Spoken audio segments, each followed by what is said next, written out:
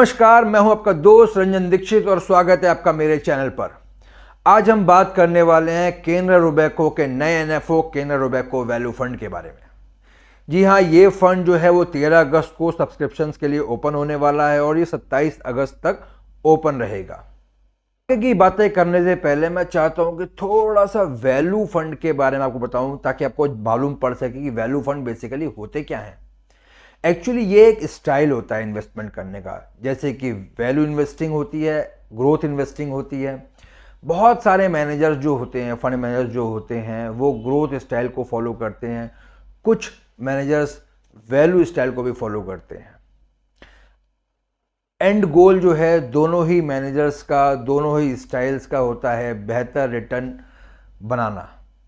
Value fund जो है वो एक तरीके से फ्लेक्सी कैप फंड्स की तरह ही होते हैं, जहां पर कोई लिमिटेशन नहीं होती है, कोई बाउंड्रीज नहीं होती हैं। वो किसी भी कैपिटलाइजेशन में, सेक्टर में या ज्योग्राफी में जा सकते हैं।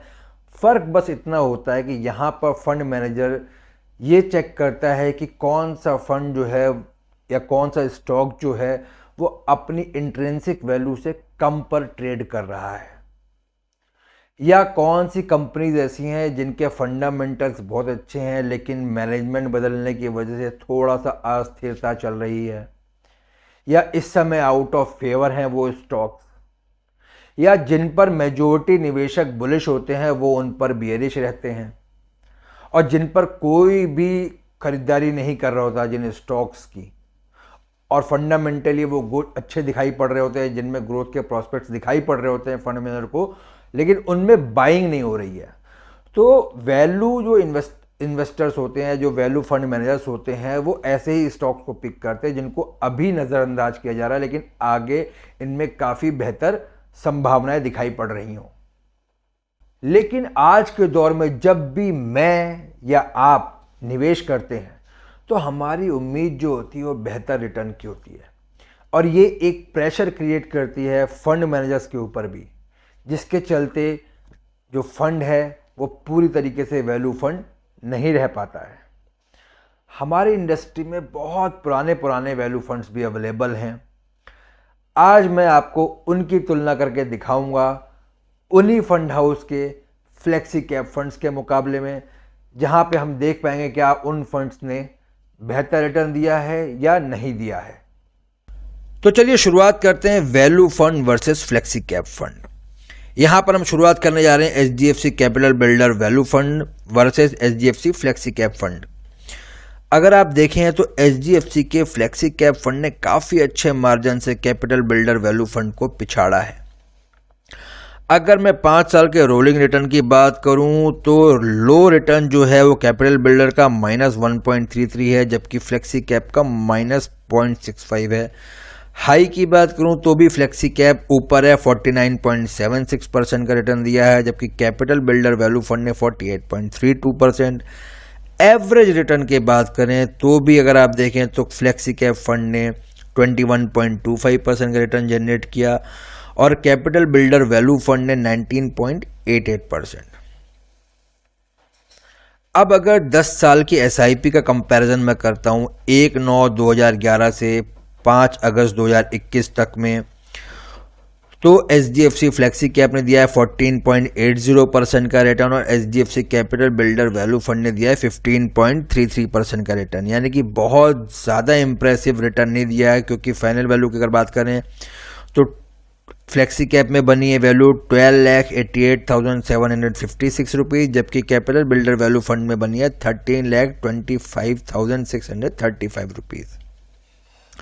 अब दूसरा फंड है टेम्पल्टन इंडिया का value fund versus Franklin India flexi cap fund. दोनों ही फंड्स बहुत पुराने फंड्स हैं, लेकिन फ्लेक्सी कैप फंड ने इंडिया वैल्यू फंड को पछाड़ा है।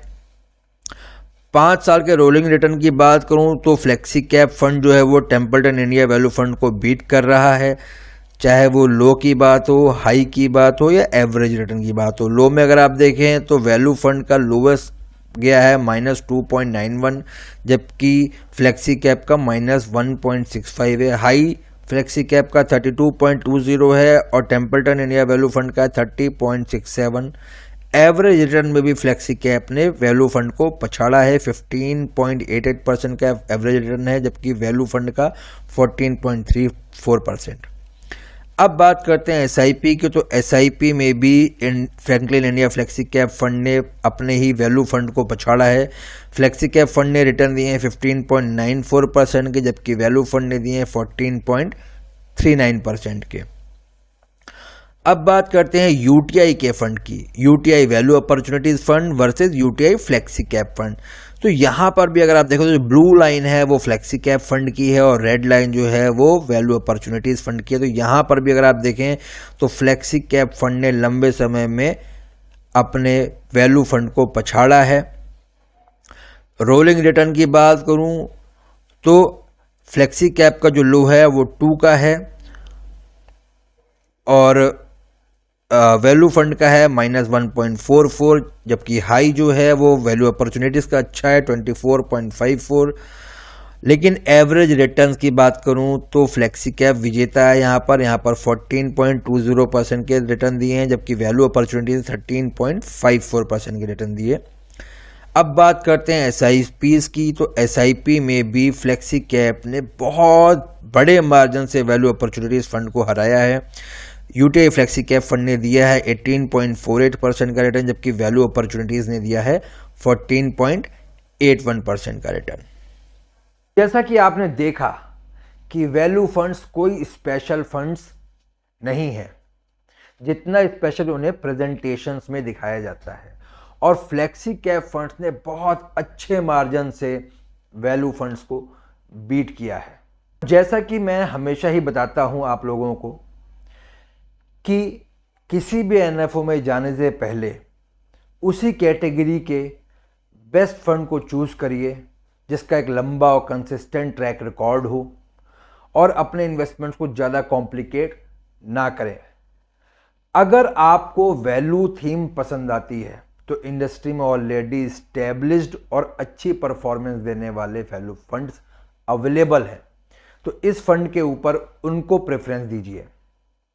उम्मीद है आपको इस वीडियो के माध्यम से काफ़ी कुछ सीखने को मिला होगा। अब मुलाकात होगी नेक्स्ट वीडियो में, तब तक के लिए थैंक यू वेरी मच।